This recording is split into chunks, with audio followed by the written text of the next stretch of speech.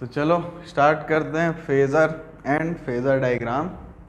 ये तुम्हारे जीवन का सबसे इम्पॉर्टेंट टॉपिक हो सकता है अगर तुमने इलेक्ट्रिकल लिया तो, इलेक्ट्रॉनिक्स लिया तो, इंस्ट्रूमेंटेशन में भी हो जाएगा, तो तुम्हारी इच्छा है, बड़े प्यार से समझना।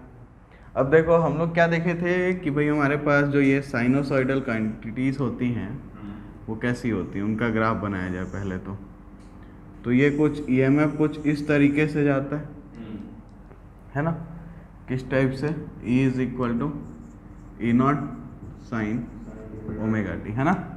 अब देखो यार हर बार इसको लिख के इसको जोड़ना घटाने में तो प्राण निकल जाएंगे। अब मैं तुमको एक दूसरा ईएमएफ अगर देता हूँ, चलो E1 not sine omega 2t और ये ओमेगा 1t बना देता। अब इनको ऐड करोगे तो तुम्हारे प्राण निकल जाएंगे, क्योंकि पहले तुमको I1 नॉट, E1 नॉट और E नॉट का कुछ करना पड़ेगा, फिर ट्रिग्नोमेट्रिक इक्वेशन लिखना पड़ेगा, फिर दिमाग खराब हो जाएगा। तो ऐसे काम को आसान करने के लिए हम लोग ये जो फेज़र है ये पढ़ते हैं, ठीक। तो अब शुरुआत करते हैं। तो फेज़र बनता कैसे है, तो देखो तुम्हारे पास यहाँ इससे क्या पता चल रहा है, एक तुम्हारे पास है ई नॉट जो कि इसका मैग्नीट्यूड है। तो मैं एक काम करता हूँ, इस लाइन को थोड़ा पीछे लाता हूँ, यहाँ एक सर्कल बनाता हूँ, इस पॉइंट को सेंटर लेके ई नॉट लेके और एक सर्कल ड्रॉ कर लिया मैंने, ठीक है, ठीक है कि नहीं। ओके, अब ध्यान से देखना, मैं इस पॉइंट के करस्पॉन्डिंग सर्कल पे एक पॉइंट ये वाला ले रहा हूँ, ठीक। तो ये जो है ये वाला पॉइंट, ये O है मान लो, ठीक है, और ये A मान लो, ठीक। तो OA कितना है देखो तो, E नॉट है ना। अच्छा, और ये जो यहाँ पे अगर जाऊँ मैं तो ये जो डिस्टेंस है इसको मान लेता हूँ मैं ओमेगा टी। तो ये एंगल कितना होगा, ओमेगा टी, ठीक। और इसका अगर अपन प्रोजेक्शन करेंगे यहाँ पे तो ये कितना मिलेगा देखो तो, ये एंगल है, तो ये जो होगा ये ओ ए साइन ओमेगा टी होगा कि नहीं होगा, बताओ जरा, है ना। तो इसका मतलब ये जो O और ये जो पॉइंट है, मान लो इसको अपन P ले लेते हैं, तो ये जो OP है ये यहाँ पे अपना EMF है क्या,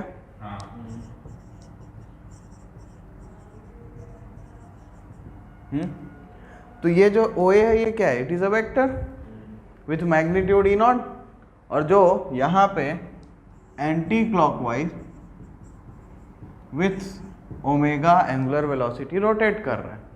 अब ध्यान से देखना, अगर ध्यान से देखोगे तो समझ में आ जाएगा कि ये है क्या, करता क्या है ये।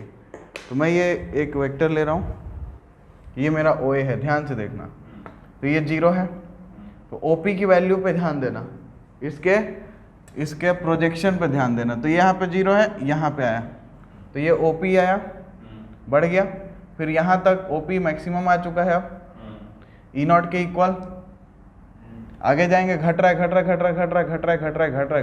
है 0। अब नीचे चलते हैं, नीचे जा रहे हैं, बढ़ रहा है। अब देखो नेगेटिव मैक्सिमम 0। इसका मतलब अगर वो जो मैग्नीट्यूड यहाँ पे मेरे अल्टरनेटिंग क्वांटिटी का है, अगर उसी मैग्नीट्यूड का एक वेक्टर मेरे पास हो और वो यहाँ पे रोटेट करे, तो वो पूरा इस वेव को फॉर्म कर रहा है कि नहीं, समझ रहे हो। तो यही तो अपना होता है रोटेटिंग वेक्टर, जिसको हम लोग बोलेंगे फेज़र। क्या बोलेंगे, फेज़र। अब देखो यहाँ पे मैं OA को यहाँ ओमेगा टी पे प्लॉट क्यों, क्योंकि मैंने इस पॉइंट के करस्पॉन्डिंग लिया है। बट अगर मैं इसको ओरिजिन के करस्पॉन्डिंग लेना चाहता, यहाँ से स्टार्ट करता, तो मेरा जो फेज़र है वो यहाँ से स्टार्ट करता, ठीक है। अब अगर ये वेव मेरे पास ऐसी ना हो के कुछ ऐसी हो जाती, तो अब ये पहले ही यहाँ से कुछ फाई फेज लेके आई, मतलब वो स्टार्ट ही नहीं हुई 0 पे, वो 5 टाइम के बाद स्टार्ट हुई, तो उसका फेज़र अगर मैं बनाऊँ तो वो कैसा बनेगा मेरे लिए, तो वो यहाँ से ऐसा बनेगा, ये तो सर्कल होगा और ये होगा फाई, जो उसका इनिशियल फेज होगा। क्या ये बात समझ में आई? ठीक है ना, इसमें किसी कोई दिक्कत तो नहीं है, आराम से इसको ड्रॉ कर सकते हो। इतनी सी बात समझ में आई कैसे ये रोटेटिंग वेक्टर है। अब देखो तुम्हारा जो ईएमएफ होता है, अब मान लेते हैं ये करंट है, ठीक, तो ये जो तुम्हारा ईएमएफ होता है चाहे करंट होता है, ये दोनों क्या है, अपना एक स्केलर क्वांटिटी है, बट उसको हम यहाँ पे रोटेटिंग वेक्टर पे प्लॉट कर रहे हैं। तो ये मत सोच लेना कि ईएमएफ और करंट वेक्टर बन चुका है, वो अभी भी स्केलर है, बट इनका जो एडिशन सब्ट्रैक्शन है ना, वो इस रोटेटिंग वेक्टर के तरह से ही फॉलो होता है। तो इससे हम लोगों को काफ़ी आसानी मिलती है जब हम एसी क्वांटिटीज़ को ऐड सब्ट्रैक्ट करने की कोशिश करते हैं तो, ठीक। तो ये बहुत ही बेसिक था। तो ये फेज़र क्या है, तो फेज़र क्या है, एक रोटेटिंग वेक्टर है जिसका मैग्नीट्यूड उस अल्टरनेटिंग क्वांटिटी के इक्वल होता है। और फेज़र डायग्राम क्या है, उसका जो प्लॉट बनेगा उसको हम लोग फेज़र डायग्राम बोलेंगे, ठीक है। तो अगर अंग्रेजी में स्टेटमेंट लिखना चाहते हो तो लिख लो क्या, rotating vector which represents a sinusoidally varying quantity is called a phasor, ठीक।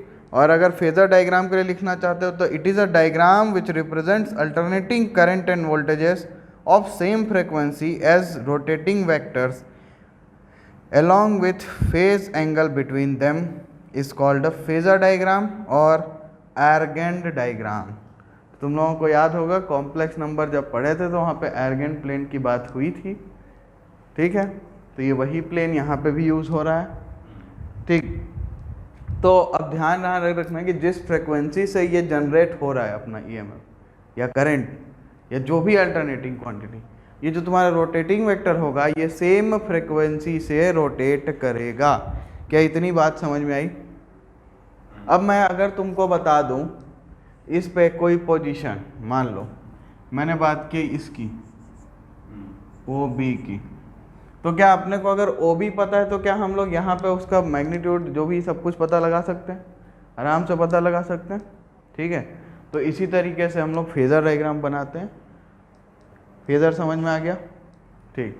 अब हम लोग क्या करेंगे, पहले रजिस्टर लेंगे, फिर इंडक्टर लेंगे, फिर कैपेसिटर लेंगे और तीनों का ट्रीटमेंट करेंगे। ट्रीटमेंट करेंगे मतलब समझते हो, मतलब अपन वोल्टेज लगाएंगे और करंट क्या आएगा वो पता लगाएंगे, ठीक है। चलो देखते हैं कि अगर अपन सिर्फ रजिस्टर लगाएं एसी सर्किट में तो उसके साथ क्या होगा, ठीक। तो ये हमारा रजिस्टर लग गया और ये हमने एसी सप्लाई दे दिया, ठीक है। और ये की लगा देते हैं यार, अच्छा लगता है, नहीं मन हो तो भी चलेगा। तो ईएमएफ जो मैं दे रहा हूँ वो है E0 sine omega T, resistance R है, ओके। बाकी सब तो ठीक है। अब इसमें तुम लोग को पता है हाफ साइकिल में करंट इधर जाएगी, अगले हाफ साइकिल में करंट इधर जाएगी। अब इसमें ज़्यादा बात करने की ज़रूरत तो है नहीं, बाकी ओम्स लॉ नहीं लगाना है यहाँ पे, ठीक है। यहाँ पे अपन लगाएंगे KVL। तो अगर इस लूप में मैं KVL लगाऊं तो मैं क्या बोल सकता हूँ कि जितना EMF ये देगा उतना ही इसमें ड्रॉप होगा, है ना।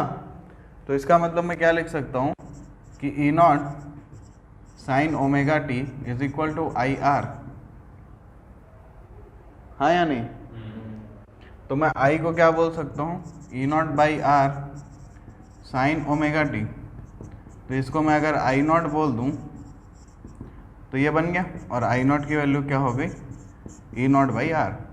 अब देखो अपना जो EMF है वो कैसा है भाई, वो है E0 साइन ओमेगा टी, और करंट कैसा आ रहा है, I0 साइन ओमेगा टी, ठीक है। इसका मतलब क्या है कि अगर मैं दोनों का फेज़र देखना चाहूँ, या पहले चलो फेज़र नहीं देखते, पहले वेव देखते हैं, ठीक है। तो वेव कैसी दिखेगी, तो ये अपनी EMF वेव है, ओके। इसका पीक E0, छोटा वाला नेगेटिव पीक माइनस E0, ठीक है कि नहीं। अच्छा, और इधर क्या है, कौन सी एक्सिस है अपनी, ओमेगा टी एक्सिस, ठीक है ना। अब ये करंट का जो पीक होगा वो EMF से छोटा होगा, ठीक है, क्योंकि R से डिवाइड कर रहा हूँ, है ना। R is a positive value, और आर का मैग्नीट्यूड 1 से तो ज़्यादा ही होगा। ये कुछ भी हो वैल्यू तो छोटी ही होनी है ना, ठीक है। तो क्या करें, तो उसका बना लेते हैं। देखो भाई, जब ये ओमेगा टी 0 होगा तो ईएमएफ भी 0 होगा और करंट भी 0 होगा, ठीक है ना। ओमेगा टी π/2 होगा तो ईएमएफ भी मैक्सिमम होगा और करंट भी मैक्सिमम होगा। इसका मतलब दोनों का सब कुछ सेम फॉलो होने वाला है। तो मैं क्या करता हूँ, मैं इस दूसरे मार्कर से करंट का वेवफॉर्म बनाता हूँ। कैसा लगा? तो ये अपना I0 हो गया और ये नीचे -I0 हो गया। क्या ये बात समझ में आई? तो इसका मतलब दोनों के दोनों, ये देखो यहाँ ये जो डिफरेंस दिख रहा है वो नहीं दिखना चाहिए, एकदम सेम टू सेम है। दोनों एक साथ ही 0 पे जाएंगे, एक साथ मैक्सिमम होंगे, एक साथ नेगेटिव मिनिमम होंगे और वापस फिर 0 पे आएंगे और उसके बाद कॉपी पेस्ट, ठीक है। तो यहाँ तक कोई दिक्कत? तो इसका मैग्नीट्यूड E0 है ईएमएफ का और करंट का I0 है। तो इनके अगर फेजर को ड्रॉ करोगे तो कैसा होगा भाई?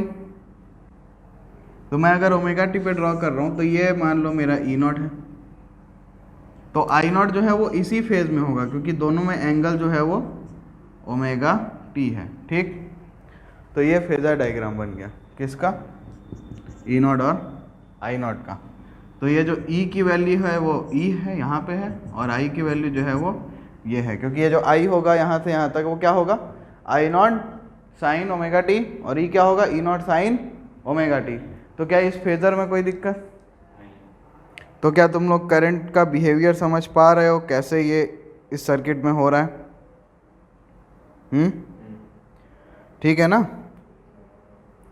और फेज सेम है, कोई डिफरेंस नहीं है। जिस समय पे करंट 0 हो रहा है उसी मतलब जिस समय पे वोल्टेज 0 हो रहा है उसी समय पे करंट 0 हो रहा है। क्या इसमें कोई दिक्कत है? अगर इसमें कोई दिक्कत नहीं है तो अब थोड़ा मुश्किल काम चालू करते हैं। ये तो रजिस्टर है प्यारा सा नन्ना मुन्ना सा, है ना। तो अब बात करेंगे हम लोग चलो इंडक्टर की।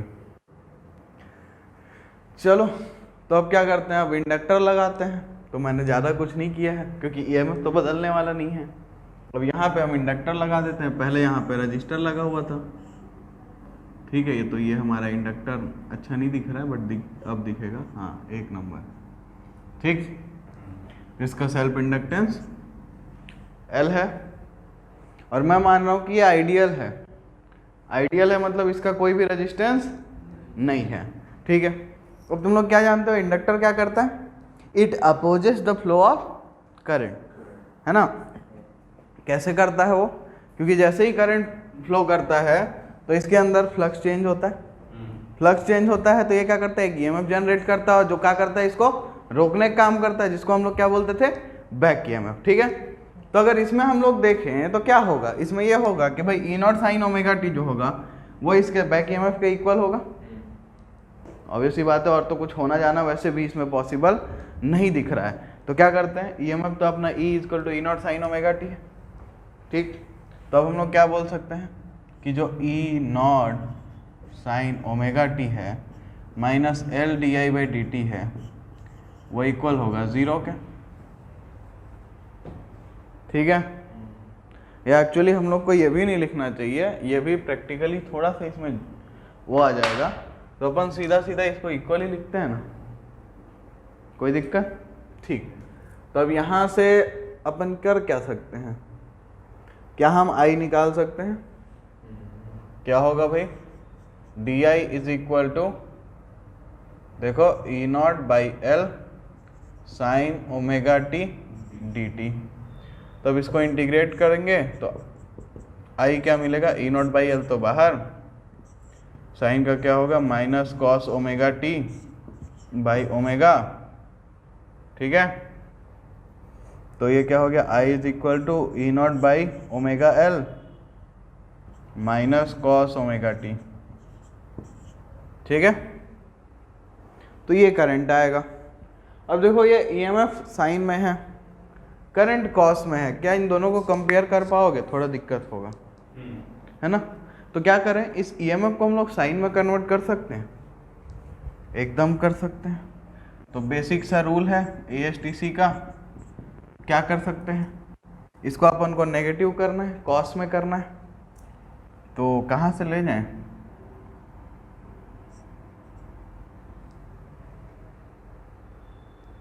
ठीक, तो क्या कर सकते हैं, इसको क्या लिख सकते हैं?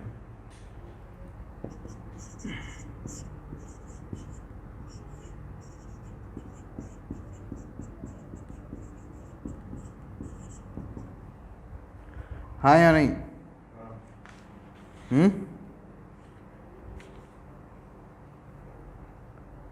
या ये कैसे लिख सकते हैं?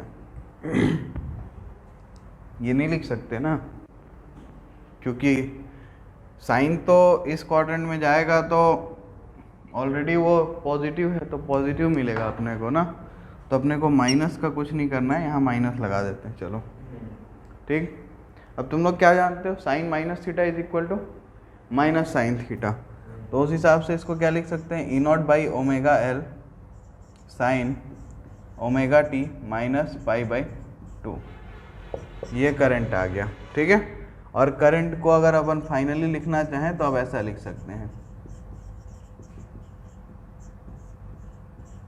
ठीक है ना, तो इसका मतलब करंट जो है उसमें माइनस पाई बाई 2 पे वो स्टार्ट हो रहा है ईएमएफ से। ठीक ठीक ठीक, तो इसको हटा देते हैं पहले, तो अपन को मिल चुका है करंट और वोल्टेज का। तो अब देखो ज़रा, तो जब ईएमएफ 0 होगा तो करंट के साथ क्या होगा, साइन माइनस पाई बाई 2 पे, माइनस पाई बाई 2 पे करंट की वैल्यू कितनी होगी, -1, नेगेटिव मैक्सिमम पे होगा, है ना। करंट 0 कब होगा, पाई बाई 2 पे होगा, बट पाई बाई 2 पे तो ईएमएफ मैक्सिमम हो जाएगा, तो इसका मतलब इसका कर्व कुछ अलग बनेगा। चलो ड्रॉ करके देख लो। ठीक है, ये बन गया अपना क्या, ईएमएफ। करंट क्या करेगा, पहले यहाँ पे थोड़ा ड्राइंग कर लेते हैं, तो ये अपना ई नॉट है, ये अपना माइनस ई नॉट है, और इधर अपना ओमेगा टी है। अब करंट क्या कर रहा होगा भाई, तो करंट कब 0 हो रहा होगा, करंट पाई बाई 2 पे 0 हो रहा होगा, तो ये पाई बाई 2 पे 0 होगा, उसके बाद यहाँ पे मैक्सिमम होगा, फिर यहाँ पे 0 होगा। ठीक, और इधर का क्या होगा। ठीक है, एकदम अच्छा नहीं बना है, बाकी बनता ना तो एकदम ऐसा पैरेलल निकलता। ठीक, बट मैंने अपनी पूरी कोशिश की है, जितना अच्छा मैं बना सकता हूँ।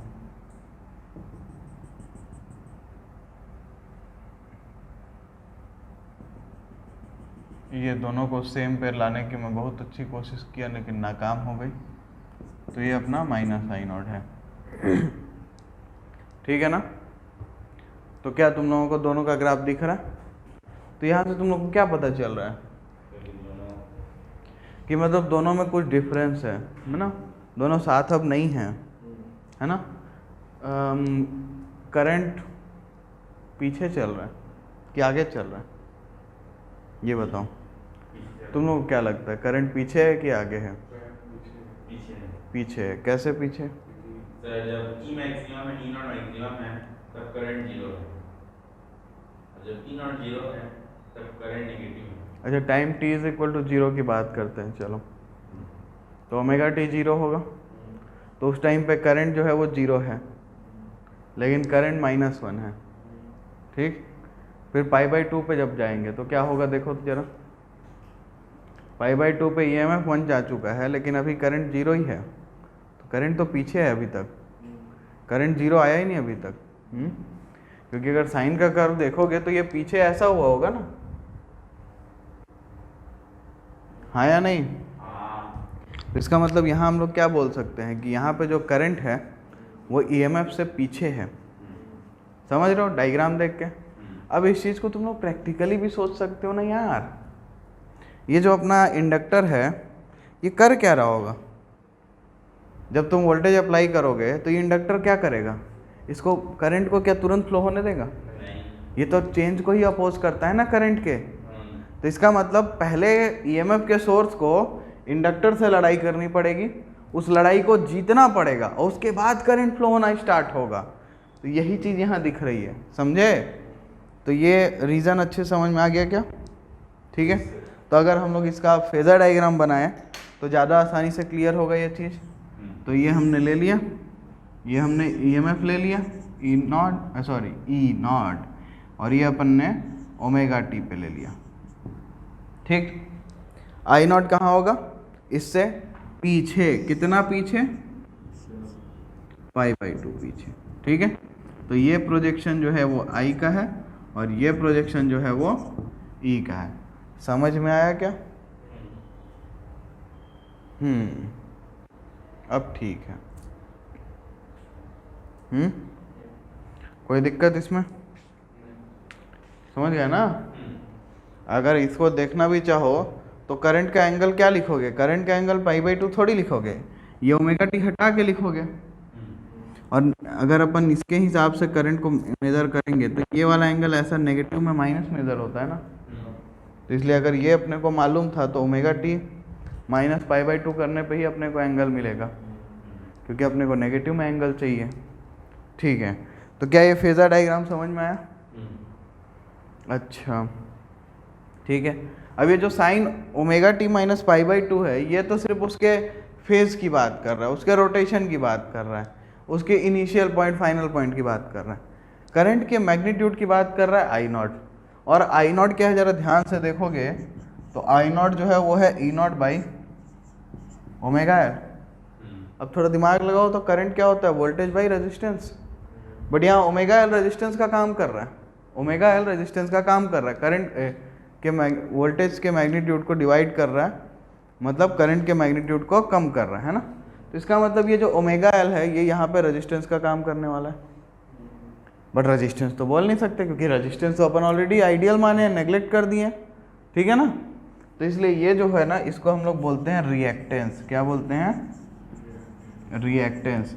और इसको हम लोग रिप्रेजेंट करते हैं एक्सएल से। एक्सएल मतलब inductive reactance, reactance offered by inductor to flow of current. और ये रिएक्टेंस भी क्या है? It is also the opposition offered by the inductor to the flow of alternating current. या अल्टरनेटिंग करंट नहीं भी होता, इंडक्टर होता तो वो कुछ करेगा, वो अपन देखेंगे जब इसकी बात करेंगे हम लोग एसी और डीसी पे अलग अलग। ठीक, तो अगर एक्सएल की बात करें तो ये किसके इक्वल होगा? ओमेगा एल के। तो इसका मतलब तुम लोग देख रहे हो जैसे जैसे फ्रीक्वेंसी बढ़ेगी ये इंडक्टर बढ़ते जाएगा, इसका इंडक्टिव रिएक्टेंस। तो जैसे जैसे फ्रीक्वेंसी बढ़ाओगे करंट घट जाएगा। समझ में आया ये? अच्छा, अब डीसी, डीसी का फ्रीक्वेंसी 0, डीसी का फ्रीक्वेंसी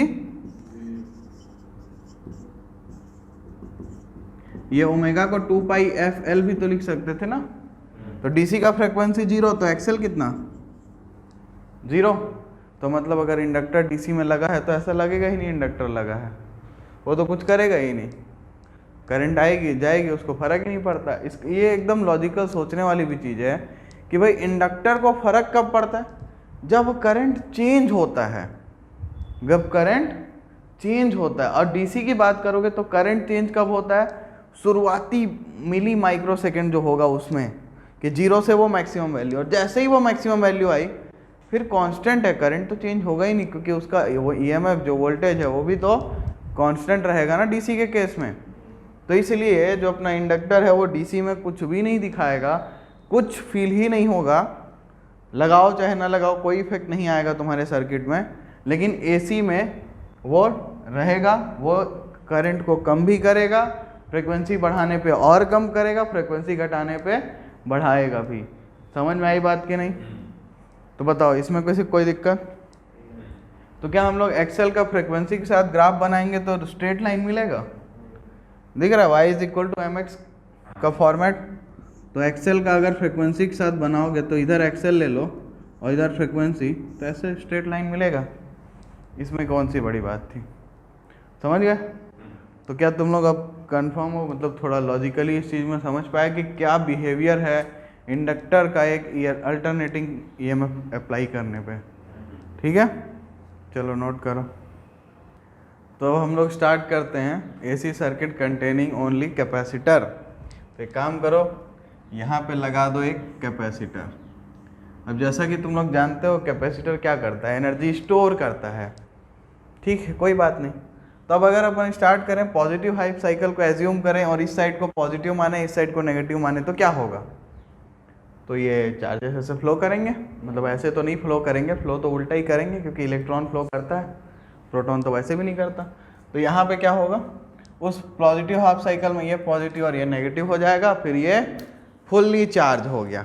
अब क्या होगा, ये फुल्ली डिस्चार्ज होगा नेगेटिव हाफ साइकिल में। तो इस तरीके से ये चार्ज होगा फिर डिस्चार्ज होगा, फिर चार्ज होगा फिर डिस्चार्ज होगा, और इस तरीके का ये बिहेवियर दिखाने वाला है। क्या ये बात समझ में आई?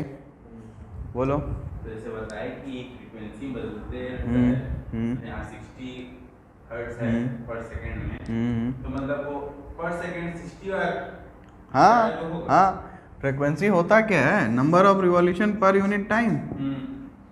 तो मतलब क्या, यूनिट टाइम में 50 रिवॉल्यूशन मारता है करंट, तभी उसका 50 हर्ट्ज है इंडिया में, और अमेरिका या बाकी कंट्रीज में 60 हर्ट्ज भी है। तो वहाँ पे एक कैपेसिटर उससे ज़्यादा कर सकता है। इसकी कैपेसिटी अभी तुमने देखी कहाँ है, एक्सपोनेंशियली राइज करता है इसमें। तो एक्चुअल में अगर तुम सोचोगे कि ये थोड़े देर में फुल चार्ज हो रहा है, तो ना मुन्ना ना, गलत सोच रहे हो तुम। ये फुल चार्ज होने में पर्याप्त समय लेता है, इन्फिनिटी का समय लेता है। ठीक है, तो मैं अभी उतना डेरिवेशन नहीं कराऊंगा, वो सब इंजीनियरिंग में जाकर करते रहना, यहाँ बहुत बेसिक तरीके से समझाऊंगा। ठीक है, तो क्या यहाँ तक कोई दिक्कत है कि कैपेसिटर क्या करने वाला होगा? तो वह पहले चार्ज होगा फिर डिस्चार्ज होगा फिर चार्ज होगा फिर डिस्चार्ज होगा। अब अगर पोटेंशियल मान लो मैंने ई नॉट लगाया, तो E is equal to E naught sine omega t में तो कोई दिक्कत होगी नहीं, है ना। अब यहाँ से हम लोग बात किसकी करें, हमको निकालना है करंट, बट कैपेसिटर में करंट निकालने का तो अपने कोई तरीका मालूम ही नहीं है। मालूम है क्या? नहीं मालूम है, लेकिन अपने क्या मालूम है, Q is equal to C V, Q is equal to, ये मालूम है। अब यहाँ V का काम तो E कर रहा है, तो क्या लिख सकते हैं, E naught sine omega T. हाँ या नहीं बोलो। अच्छा, अब Q मालूम है तो I क्या होता है, dq बाई dt। चलिए इसको डिफरेंशिएट करते हैं, C E not omega cos omega t. ठीक है, तो करंट मिल गया, C omega E not cos omega T. Happy now? अच्छा, ये दो बार ई हो गया बेचारा। हाँ ठीक है, अब ठीक है। तो अब देखो भाई, इसको मैं ऐसा लिख दूं, क्या चलेगा क्या, ताकि मेरा जो अभी तक का कन्वेंशन चल रहा था मैं उसको फॉलो करते रहूं। हाँ या नहीं? ओके, इस कॉस को फिर से चेंज करते हैं, चलो साइन में, ताकि कंपैरिजन बने। तो डायरेक्ट लिख देते हैं, हाँ या नहीं? पक्का? कोई दिक्कत? तो आई क्या मिला, पाई बाई 2 माइनस ओमेगा टी। ये प्लस भी ले सकते थे ना,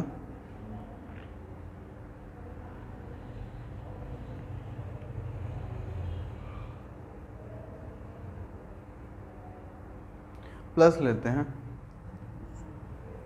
ठीक है, प्लस में भी तो वही आना है, क्योंकि ठीक है,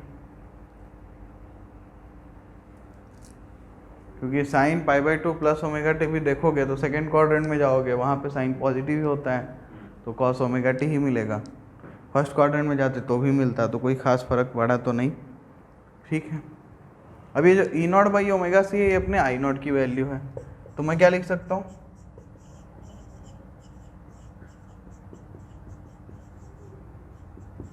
ठीक। अब चलो दोनों कंपेयर करते हैं, तो वही फिर ये लिए अपन अपनी क्या है भाई, ईएमएफ।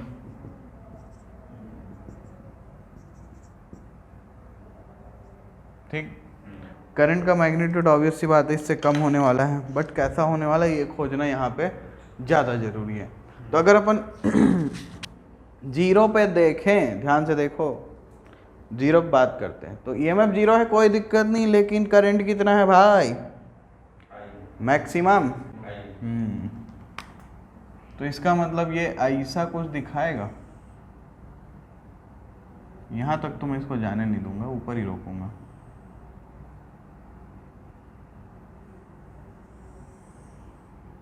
ठीक, समझ पा रहे हो? तो ये होगा अपना आई नॉट और यह अपना होगा माइनस आई नॉट।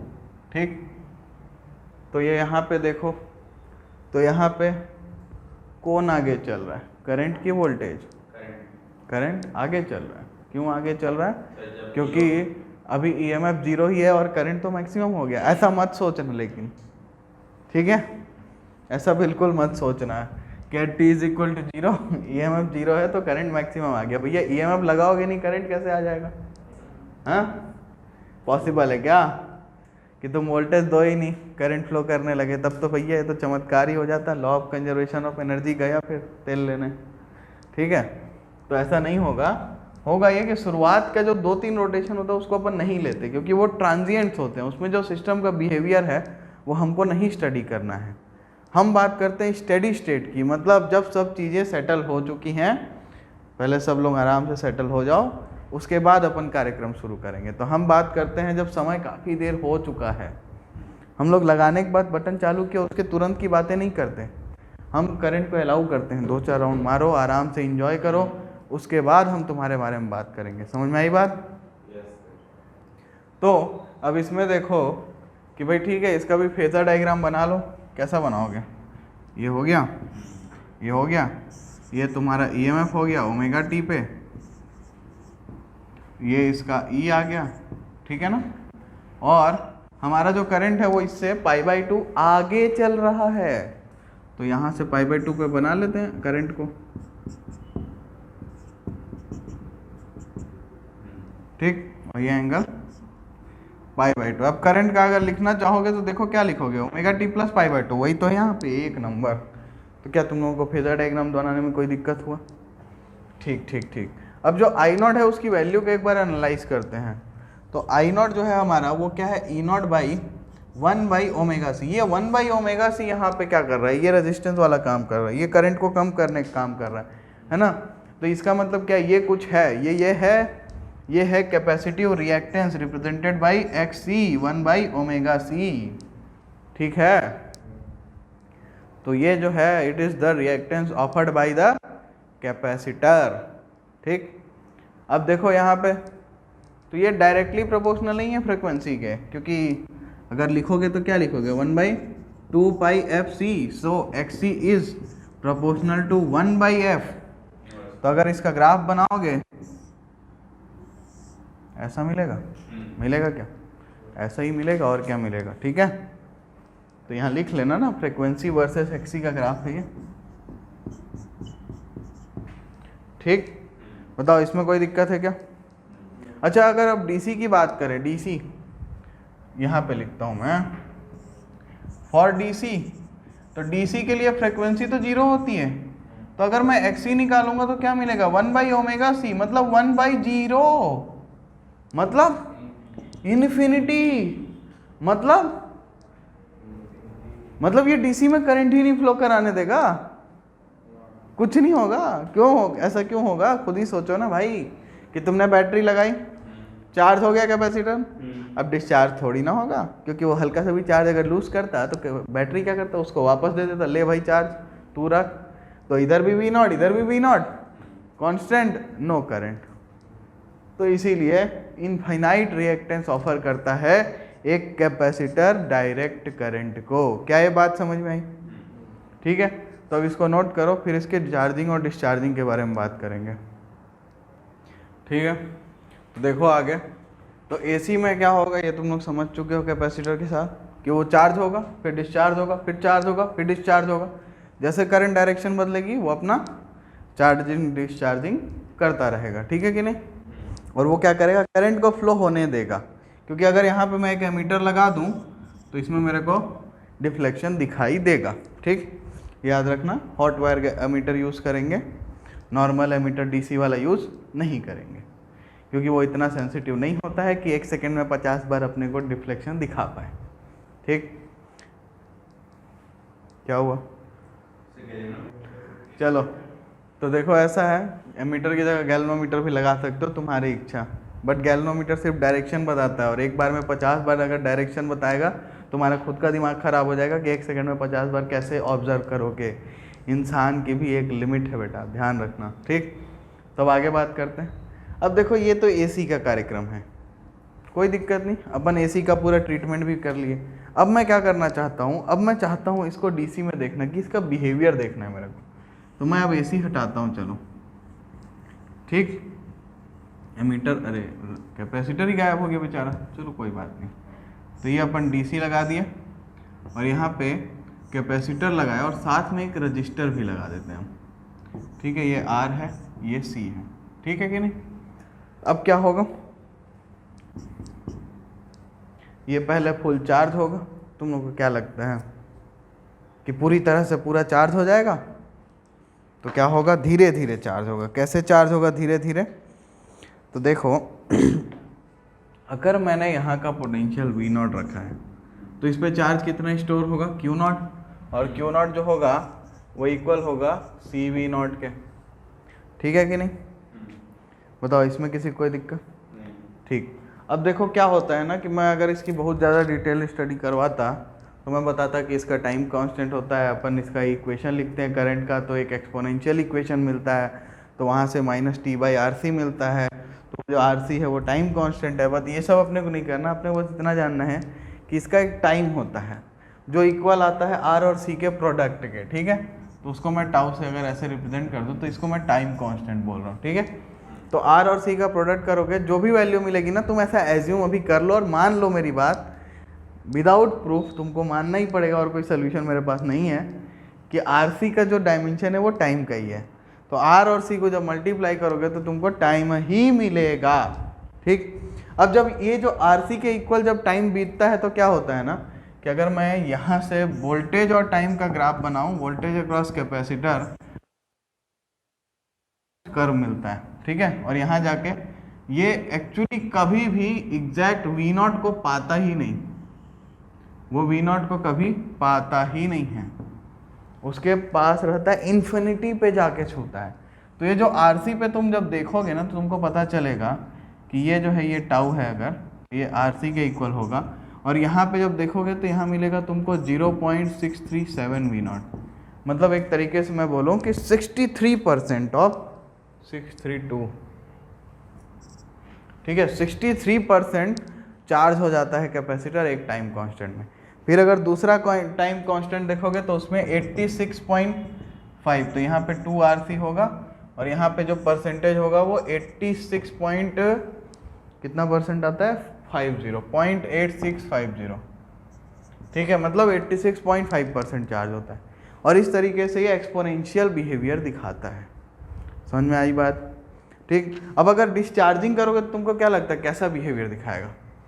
मतलब ये बैटरी हटा देते हैं, बैटरी को शॉर्ट कर देते हैं। बैटरी शॉर्ट कर दोगे तो ये अभी ऐसा मान लेते हैं कि इन्फिनाइट टाइम तक चार्ज हुआ, तो V नॉट वोल्टेज स्टोर कर लिया, तो अब उसको डिस्चार्ज करेगा, तो VC कैसे कम होगा टाइम के साथ, तो देखो वो कुछ ऐसा दिखाएगा बिहेवियर, ठीक है। पूरी तरह से यहाँ पे भी वो डिस्चार्ज होकर 0 नहीं जाएगा, और वो एक एक्सपोनेंशियल बिहेवियर हमको दिखाएगा, ठीक है।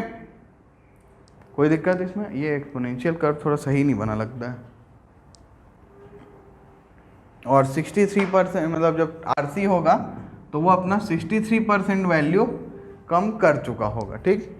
तो ये जो वैल्यू होगी वो 100 माइनस 63 समथिंग 37 के आसपास, कुछ 37, हाँ कितना आएगा, 100 माइनस 63 770, हाँ 37.8% समथिंग उसके पास एनर्जी बची होगी, या फिर वोल्टेज स्टोर्ड बचा होगा, ठीक है। तो इस तरीके से हम लोग AC कैपेसिटर का बिहेवियर DC में देखेंगे।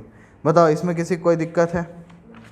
तो हमने क्या देखा कि DC को कैपेसिटर क्या करता है, एक तरीके से करंट को तो ये फ्लो ही नहीं कराने दे रहा है, क्योंकि तुमको पता है जब RC मल्टीप्लाई करोगे तो ये मिली सेकेंड में कुछ बहुत छोटी सी वैल्यू आएगी, तो ये एक तरीके से बहुत ही ट्रांजिएंट बिहेवियर के साथ बाद ही ये V नॉट पहुँच जाता है।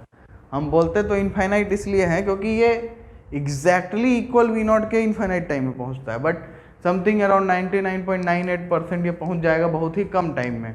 तो ये करंट को फ्लो करने देगा ही नहीं, क्योंकि वो बहुत ही थोड़े समय के लिए तुमको इसमें डिफ्लेक्शन दिखेगा, उसके बाद करंट जीरो हो जाएगी। लेकिन जब एसी की बात होगी तो करंट कंटिन्यूअसली फ्लो करेगा और ये inductive reactance capacitive reactance offer करेगा जो फ्रीक्वेंसी के इन्वर्सली प्रोपोर्शनल होगा। तो तुम फ्रीक्वेंसी बढ़ाओगे तो कैपेसिटर जो है वो अपना रिएक्टेंस कम कर देगा, और जब कैपेसिटर घटाओगे, ये सब चीज़ों का यूज़ कहाँ पे होता है, तो ये सब चीज़ों का फिल्टर बनाने में यूज़ होता है।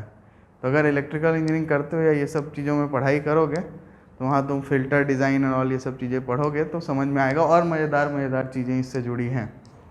तो आज हमने क्या किया, आज हमने एसी सर्किट देखा विथ ओनली रजिस्टर, फिर हमने एक आइडियल इंडक्टर एज्यूम किया और विदाउट रजिस्टर उसको एनालाइज किया, फिर हमने कैपेसिटर देखा और हमने हर किसी का डीसी और एसी दोनों बिहेवियर देखा। अब ये मत बोलना कि सर रजिस्टर का डीसी बिहेवियर भी बताओ, क्योंकि ओम्स लॉ वो चीज़ बता चुका है तुमको, ठीक है। नेक्स्ट क्लास में हम लोग क्या करेंगे, जोड़ी बनाएंगे। तो पहले क्या करेंगे, एलसी, एलआर, आरसी, एलसीआर, तो ये सारी चीज़ों का डिस्कशन करेंगे। चलो फिर आज के लिए इतना ही।